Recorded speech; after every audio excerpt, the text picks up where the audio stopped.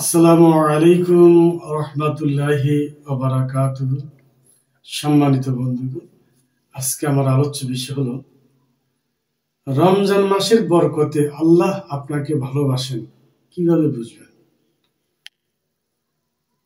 রমজান মাস জীবনে বছরে একবার আসে। কারো জীবনে এই রমজানকে সে সফলতার চাবিকাঠি হিসেবে গ্রহণ করে, কেউ আছে ধ্বংসের চাবিকাঠি হিসেবে গ্রহণ করে।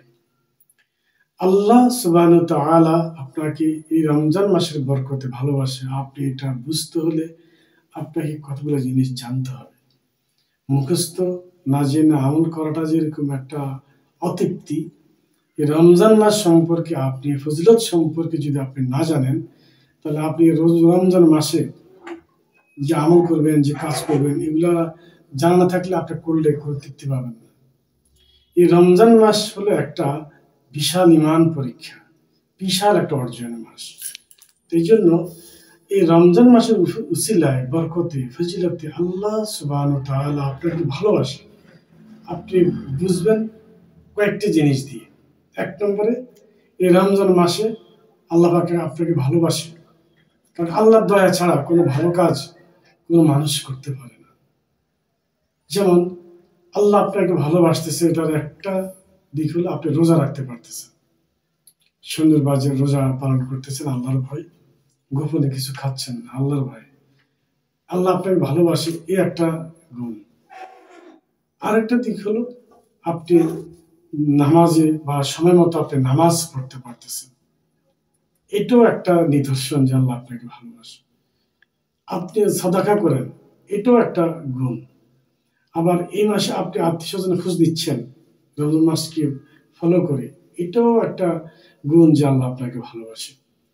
আপনার আশেপাশের লোক ক্ষুধার্ত আছে, বিপদে আছে, আপনি তাদের পাশে দাঁড়াচ্ছেন, এটাও আল্লাহ সুবহানাহু ওয়া তাআলার একটি গুণ, আপনার একটি গুণ, বা আল্লাহ আপনাকে ভালোবাসেন।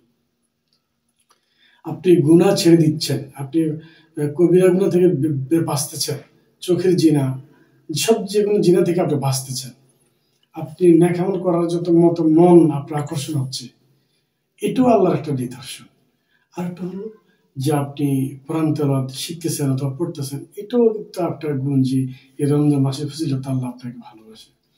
এভাবে যদি আমি বলতে যাই যে আপনি সময় মতন সবকিছু করতে পারতেছেন রমজান মাস উসিলায়, এটা হলো। আর এই যে আল্লাহ আপনাকে ভালোবাসে, আপনাকে এখানে সাবধানী হইতে হবে। রমজান চলে যাওয়ার পর আবার আপনাকে এই রিয়াকসেলটা, এই শুরুটা আপনাকে ধরে রাখতে হবে। আর যখন আপনি ধরে রাখতে পারতেছেন, তাহলে বুঝবেন যে রমজান মাসের সমস্ত ফজিলত আল্লাহ পাক আপনাকে দিয়ে দিচ্ছে, আপনি সফল। আসসালামু আলাইকুম রহমতুল্লাহি ওয়া বারাকাতুহু।